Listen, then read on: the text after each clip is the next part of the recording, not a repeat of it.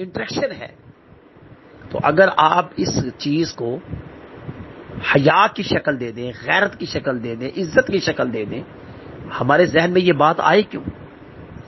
ہم ان چیزوں کو سوچیں کیوں؟ ہمارا معاشرہ کیوں نہیں پاکیزہ نظر رکھ کر، پاکیزہ خیال رکھ کر، پاکیزہ سوچ رکھ کر آگے بڑھے؟ آپ یہ دیکھیں، میں نے عرض کی سب سے حساس ہمارا ڈپارٹمنٹ میڈیکل کا ہے، سب سے حساس. اس لیے کہ میڈیکل کے اندر ایک ڈاکٹر میل ہوتا ہے اور اس کی کلاس میں 100 اسٹوڈنٹ ایٹ دا ٹائم بیٹھتا ہے ایک پیریڈ میں. اس میں 40 بچیاں بیٹھی ہوتی ہیں اور 60 بچے بیٹھے ہوتے ہیں. کئی ایسے ادارے بھی ہیں جہاں پر 60 بچیاں ہوتی ہیں، 40 بچے ہوتے ہیں. یہ میں تناسب بتا رہا ہوں ان کی. میل ڈاکٹر آتا ہے اور وہ لیکچر دے رہا ہے، تھیوری بھی نہیں، پریکٹیکل پکچر بنا کر نشان لگاتا ہے. جن چیزوں کو آپ کہہ رہے ہیں کہ محرم یا نامحرم یا سیکچول میٹر، یا آپ سمجھتے ہیں کہ یہاں حیا، اور تو وہ تو ساری باتیں کھول کر بیان کر رہے ہیں. اب آپ کیا کریں گے؟ کیوں اپنے بچی کو بھیجا؟ مرد پڑھا رہا ہے، ایک پہلو یہ ہے، بچیاں پڑھ رہی ہیں، لیکن یہاں آپ کا کام ہے سوچنا، یہ سوچنا کہ وہ استاد ہے. اگر وہ نہیں بتائے گا تو بچی جو ہے اچھے ڈاکٹر پرفارم نہیں کرے گی. اس نے بتانا ہے جسم کا اسٹرکچر کیسے ہے، اس نے جسم کے ایک ایک اعضاء کو ڈسکس کرنا ہے. جسم کے جس اعضاء کو ڈسکس کرنا ہے کپڑوں سمیت کرنا ہے کہ بغیر کپڑوں کے کرنا ہے. تو وہ ڈاکٹر اس کا کیا بنا؟ رہنما. جب وہ رہنما بنے گا تو ان بچیوں کے تصور میں اس ڈاکٹر کے بارے میں حیا کا کنسیپٹ ہوگا. بچے تو کلیئر ہے نا کہ ہمارے استاد ہیں، میں بچیوں کی بات کر رہا ہوں. اب آئیں دوسرا جملہ. ایک بچی لیڈ ڈاکٹر ہے اور بچے اسی طرح آگے بچیاں اور بچے بیٹھے ہیں. اب وہ بچیاں جو ہیں وہ تو اپنے آپ کو ایزی فیل کر رہی ہیں کہ لیکچر دینے والی ایک خاتون ہے. اب جب وہ خاتون لیکچر دے گی اور نوجوان لڑکے بیٹھے ہوئے ہیں، اور مجھے آپ یہ بتائیے کہ اس عمر کے لڑکے اور اس عمر کی لڑکی جو کہ ٹین ایجز سے آگے نکلے ہوئے ہیں کس نوعیت کے ہوں گے؟ اور پروفیسر جب لیکچر دے رہی ہے اور وہ بھی ینگ جنریشن میں ہے، وہ بوڑھی تو نہیں کہ اس کی آنکھیں کام ہی نہیں کر رہی اور اس کے دانت حرکت ہی نہیں کر رہے اور اس کے کان سنے بھی رہے اور جناب اس کی کمر جھکی ہوئی ہے، ایسا بھی نہیں. وہ ایک ینگ جنریشن میں شامل ہے، وہ لیکچر دے رہی ہے اور وہ لیکچر سارے تحمل سے سن رہے ہیں. اب یہاں پر جہاں پر لڑکیوں کے ذہن میں یہ آیا کہ میل ڈاکٹر نے آ کر جو ہمیں پڑھایا وہ ہمارا رہنما تھا، اسی طرح لڑکوں کے ذہن میں آیا کہ جو فیمیل ڈاکٹر ہمیں پڑھا رہی ہے یہ ہماری رہنما ہے. مردوں کے لیے وہ رہنما بن جاتی ہے. اور میرے تجربے میں یہ بات ہے کہ وہ ڈاکٹر جب اپنی عملی لائف میں جاتے ہیں اس پروفیسر کو دیکھتے ہیں تو ادب کے ساتھ کھڑے ہو جاتے ہیں. بے شک ان کی داڑھی ہو، بے شک ان کی ٹوپی ہو، بے شک وہ حافظ قاری بھی ہو، ڈاکٹر بھی ہو، عالم بھی ہو، ڈاکٹر بھی ہو، محض اس وجہ سے کہ وہ اس وقت اس کو اپنا استاد، اپنا رہنما، اپنا رہبر سمجھتے ہوئے ادب کے ساتھ کھڑے ہو جاتے ہیں. اسی طرح لڑکیاں چاہے وہ نقاب میں ہو، چاہے ان کا پورا جسم ڈانپا ہوا ہو، عینک پہنی ہوئی ہو، لیکن جب وہ میل استاد ان کے سامنے آئے گا عملی لائف والی یہ بچی ادب کے ساتھ کھڑی ہو جائے گی، نظر انداز نہیں کرے گی، اگنور نہیں کرے گی. وہاں نہ آپ ہیں، نہ ماں ہے، نہ باپ ہے، نہ شوہر ہے، نہ بھائی ہے، نہ کوئی اور ہے. وہاں خدا اور خدا کا رسول ہے اور وہ بچی ہے اور وہ ڈاکٹر ہے. اب مجھے آپ یہ بتائیے، یہ میں موجودہ دور کے تقاضے بتا رہا ہوں آپ کو. اگر آپ کو دنیاوی اعتبار سے ان رشتوں کے تقدس کا لحاظ ہے تو دینی لحاظ سے کیوں نہیں؟ دینی لحاظ سے آپ کیوں نہیں سمجھتے کہ ہمیں تربیت کی ضرورت ہے، جبکہ اصل روح تو جسم کے ساتھ روح ہے. یعنی اصل جو آپ کی رہنمائی ہے وہ جسم کے ساتھ روح کی رہنمائی ہے. جسم کو تو آپ آئینے کے سامنے رکھ کر سنوار لیں گے. جسم کو سنوارنے کے بعد آپ اس کے شعور کو بام عروج پر پہنچانے کے لیے آپ نے اپنے اساتذہ مقرر کر لیے.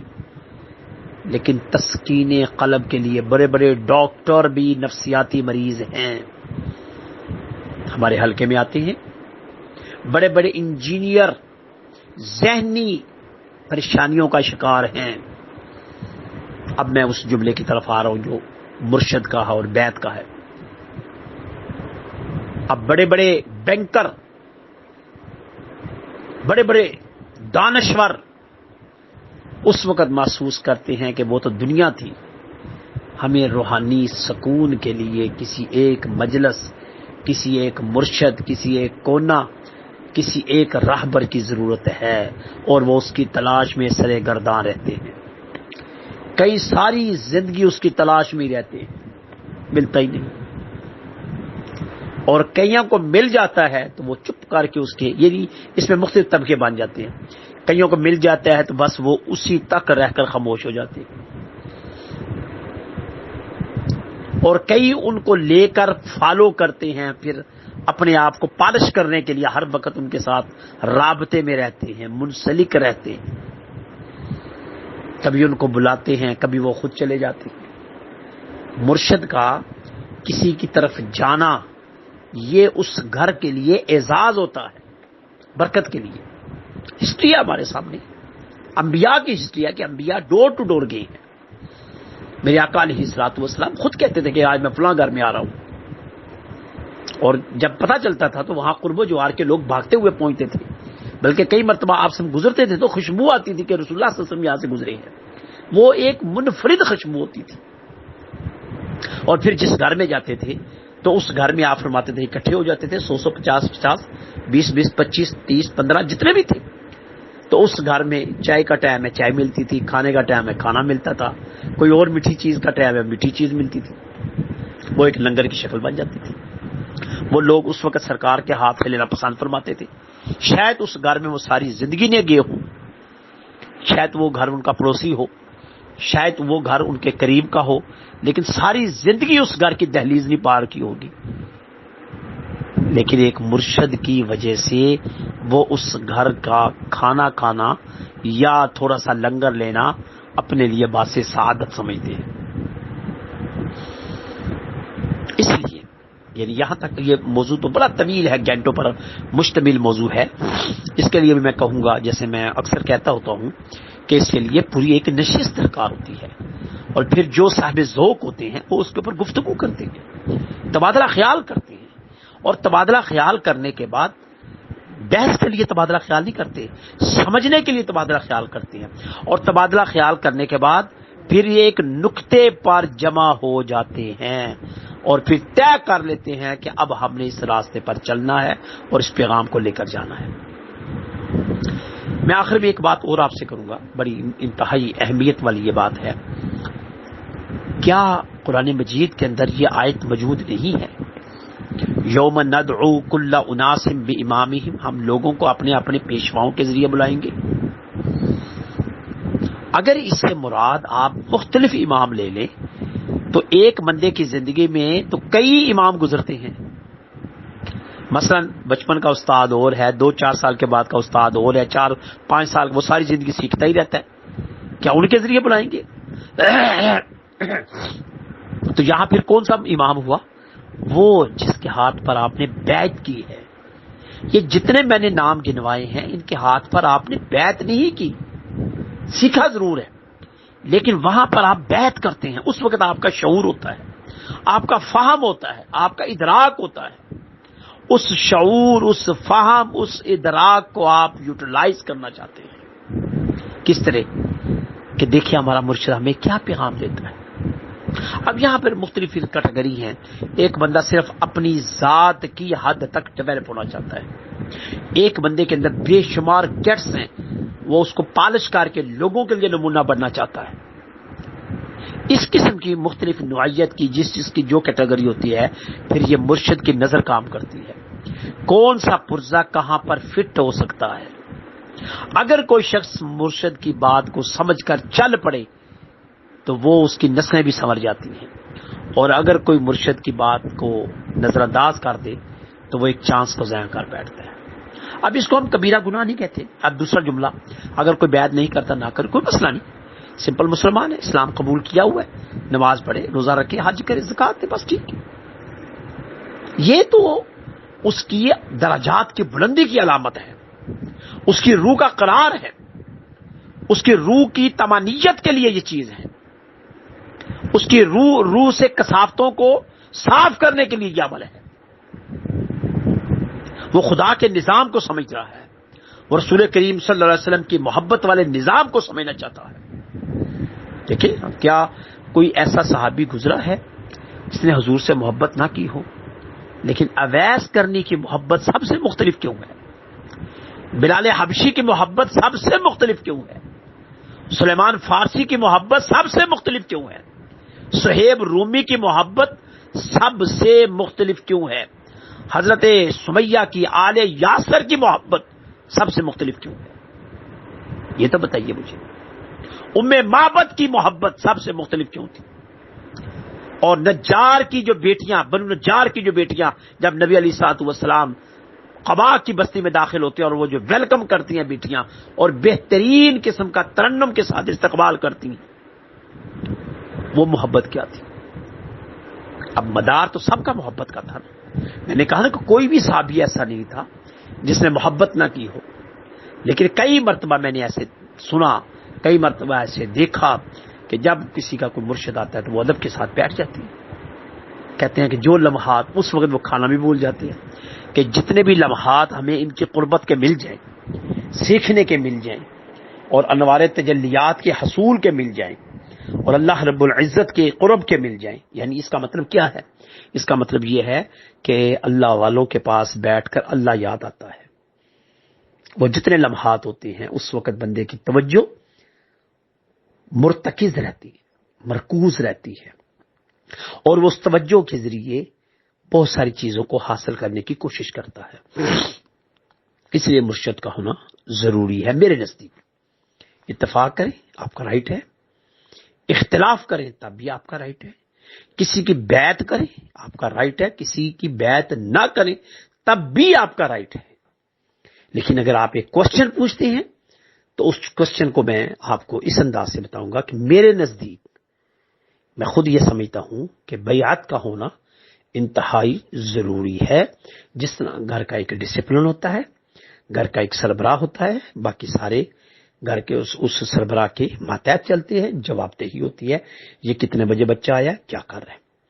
ہمیں تو یہاں تک ہوتی ہے کہ اللہ تعالیٰ نور بصیرت عطا فرمائی کہ ہم سے جو منسلک لوگ ہیں، جہاں بھی بیٹھے ہوں، جنہوں نے بیعت کی ہوئی ہے، جو ہمارے ساتھ رابطے میں رہتے ہیں، وہ کئی مرتبہ کہتے ہیں کہ آپ خواب میں ہماری رہنمائی کرتی ہیں، ہمیں بتاتے ہیں کہ بیٹا کیا کرنے جا رہے ہو، یا ہم پریشان ہوتے ہیں تو اس کو یہی خیال آتا ہے کہ اپنے مرشد سے فون پر بات کریں، ان کو میسج کریں، جو دور بیٹھے ہوئے ہیں، جو قریب بیٹھے ہوئے ملنے کے لیے آ جاتی ہیں۔ یہ پچھلے دنوں کی بات ہے کہ ایک شخص جو ہے مجھے وہ کہنے لگا کہ میں آپ سے ملنا چاہتا ہوں اور میں بڑا بے چین ہوں، میرے جو سکون نہیں آ رہا، میں آپ سے ملنا چاہتا ہوں۔ میں اس کو اوائڈ کر رہا ہوں۔ میں نے کہا نہیں بیٹا، ٹیلی فون پر بات ہو گئی، بڑی تفصیل سے بات ہو گئی، میں نے دعا بھی کر لی، آپ کو پڑھ بھی دیا، بس ٹھیک ہے، میرا اللہ کا بہتر کرے گا۔ کہتے ہیں جی میں آپ کے پاس صرف 5 منٹ کے لیے آنا چاہتا ہوں۔ امیجن یو کہ وہ آیا اور میں نے کہا چلو صبح کے ٹائم ناشتہ میرے پاس کر لینا، تو وہ گھر سے تہجد کے وقت نکلا اور سامنے میرے پاس پارک میں آ کر بیٹھ گیا، لیکن مجھے اس نے اس وقت بیل دی جب تقریباً سورج نکل چکا تھا، کہ اس نے کہا کہ میں نے یہی ٹائم ان کے ساتھ طے کیا۔ جب میرے پاس آیا تو میں نے کہا ناشتہ، کہتا نہیں کرنا۔ میں نے کہا چائے، کہتا نہیں پینی۔ میں نے کہا پانی، کہتا نہیں پینا۔ میں نے کہا کیوں؟ کہتا ہے یہ سب کچھ میں کر کے آیا ہوں، میں صرف 5 منٹ ایسے ٹائم رکھ کر میں آپ کے پاس بیٹھا ہوں، یہاں سے میں نے اسلام آباد جانا ہے۔ تو اب اس کو پتا ہوگا کہ وہ یہاں سے کیا لے کر گیا، لیکن ہم نے 5 منٹ کے بجائے 10 15 20 منٹ اس کو ٹائم دیا، اس سے گفتگو کی، اس سے حال احوال پوچھا۔ اس میں سے کوئی ایسی بات نہیں تھی جس کے بارے میں میں یہ کہوں کہ اس نے مجھ سے یہ مطالبہ کیا، یہ کوشچن کیا، یہ نہیں، کچھ بھی پتہ نہیں اس کو کیا قرار چاہیے تھا۔ بیٹھا رہا گفتگو کرتا رہا، سنتا رہا، بس خاموشی کے ساتھ. جب سکون ہوا تو میری طرف دیکھا تو میں نے کہا بیٹا جانا چاہتے ہو؟ کہتے اگر آپ اجازت دی.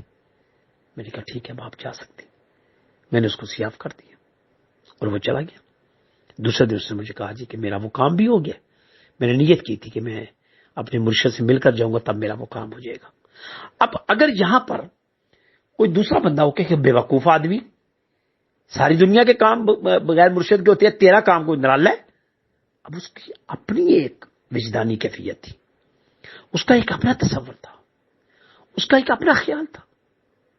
ہمارا اپنا یہ معمول ہوتا تھا کہ ہم رات کو جب فارغ ہوتے تھے اپنی ڈیوٹیوں سے، تو حالانکہ پہلے ہی فارغ ہم نے 9 بجے ہونا، اور 9 سے لے کر رات کے 1:30-2 بجے تک ہم اپنے مرشد کے پاس بیٹھتے تھے. 12:30 1 1:30 جب فارغ ہونا تو اس کے بعد وہ سب کا طریقہ بناتے تھے، کون کس کے ساتھ جائے گا، کون کس کے ساتھ جائے گا، کون کس کے ساتھ جائے گا. تو جب سب ہم چلے جاتے تھے تو اس کے بعد پھر میری آخر میں ڈیوٹی ہوتی تھی، میں آخر میں جاتا تھا.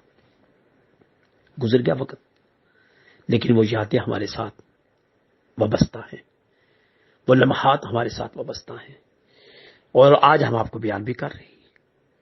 اور وہ مجھے اگر کوئی کہے کہ زندگی کے اندر قیمتی لمحات کون سے ہیں، تو میں شاید کسی پریزیڈنٹ کے پاس بیٹھ کر یا کسی پرائم منسٹر کی صحبت میں یا کسی پارلیمنٹ لارجس کے اندر بیٹھ کر میں کہوں گا وہ میرا قیمتی لمحہ نہیں تھا. جو کہ میرا قیمتی ترین لمحہ میرا اپنا مرشد کے پاس بیٹھنے کا تھا. میں نے ان سے قرآن سیکھا، میں قرآن کے اندر غوطہ زن ہوا تو ان کی نظر سے ہوا. قرآن کے میرے سامنے دروازے کھلے ان کی وجہ سے. اب مجھے آپ پوچھیں آپ کو کیا ملا، تو مجھے اس سے بڑھ کر اور کیا ملا کہ مجھے فہم قرآن آ گیا، فہم حدیث آ گئی، میری نظر کو تیز کر دیا گیا، میری بصیرت کو تیز کر دیا گیا، میرا فہم اور شعور اور میری لسان کی گلا کھول دی گئی. اس سے بڑھ کر کیا ہے؟ اور اس کا مزید ثبوت یہ ہے کہ آج لوگ پوچھتے ہیں مجھ سے کہ یہ جو ابھی آپ نے خطاب کیا یہ کہاں سے پڑھ کر آئے ہیں. مثلا ابھی میں نے آپ سے جتنی باتیں کی ہیں، میں نے کسی جگہ کتاب تو میرے پاس نہیں ہے، تو میں چونکہ مصروف تھا یہ گزشتہ پورا 1 ہفتہ کچھ لیکچر میرے ہو رہے تھے، تو میں اس لیے انتہائی بیزی تھا. تو میں چاہ رہا تھا کہ ایزی طریقے سے آپ کے کوشچن کا جواب دوں، تحمل مزاجی سے، بردباری سے. یعنی میں صبح تہجد کے وقت اٹھ کر سارا دن میں وہ آن لائن رہتا تھا. وہ آپ کو پتہ ہے پھر وہ شعائیں، پھر کیا اس کو کہتے ہیں، رابطوں میں بار بار کوشچن، بار بار وہ لائن کے اوپر لائن ڈراپ ہو جانا، پھر ایسے پھر ایسے. ایک کفر بھی ہوتی ہے، ہمارے مزاج کے خلاف بھی یہ باتیں کہی ہوتی ہیں، لیکن کرنا پڑتی ہے اس لیے کہ لوگ سب گھروں میں بیٹھے ہوئے ہیں اور وہ چاہتے ہیں کہ ہم اس وقت کو کیش کریں. تو ایسے حالات میں ہر شخص اپنے اپنے مرشد سے رہنمائی لے رہا ہے، جس کا جہاں پر حصہ ہے، جس کا جہاں پر فیض ہے وہ لے رہے ہیں. ہم نے الحمدللہ تعالی ہماری یوٹیوب، فیس بک سب کچھ دیکھے، ہم نے بروقت اللہ رب العزت کی توفیق سے، آقا علیہ الصلوۃ والسلام کی نظر شفقت سے اور بزرگان دین کے دست شفقت سے ان سب کی جو شکتیاں تھی یا ان سب کی جو سربراہی تھی یا ان سب کی جو شفقتیں تھی، اللہ تعالیٰ نے وہ ہمارے دامن میں ڈالی ہوئی تھی. تو ہم نے آپ تک حت المقدور کوشش کی ہے، جتنی اپنی بساط تھی، جتنی اپنی طاقت تھی، جتنی اللہ تعالیٰ نے ہمت دے رکھی تھی، جتنی اپروچ تھی، کوشش کی ہے کہ آپ تک پیغام پہنچے، آپ تک میسج پہنچے، آپ کی ریلیجس کاؤنسلنگ کی جائے، آپ کو اس موڑ پر چھوڑا نہ جائے، تنہا نہ چھوڑ دیا جائے، کیونکہ خطرہ تھا کئی لوگ وہم کا شکار نہ ہو جائے، خطرہ تھا کئی لوگ گھروں کی لڑائیوں میں نہ پڑ جائے، خطرہ تھا کہ ایک فطروں کا انبار نہ آ جائے. اب یہ کمانڈ کون کر سکتا ہے؟ کیا وہ ٹیچر کر سکتا تھا جس سے آپ نے اسکول میں پڑھا ہے؟ کیا وہ پروفیسر کر سکتا تھا جس کو آپ نے کالج میں پڑھا ہے؟ کیا وہ امام مسجد کر سکتا ہے جس کے پیچھے آپ نماز پڑھتے رہے؟ کیا وہ بچے کا حافظ صاحب وہ کر سکتے ہیں جن سے آپ قرآن پڑھتے رہے؟ یہ کمانڈ صرف ایک مرشد کر سکتا ہے، اس کے علاوہ کوئی بھی نہیں. اس لیے مرشد کا ہونا بہت ہی ضروری ہے موجودہ دور کے تقاضوں کے مطابق. یقیناً آپ کو تھوڑی تسلی اور تشفی ہوئی ہوگی. اللہ تعالیٰ سے یہ دعا ہے کہ اللہ پاک ہم سب کو سمجھنے کی توفیق عطا فرمائے. آمین.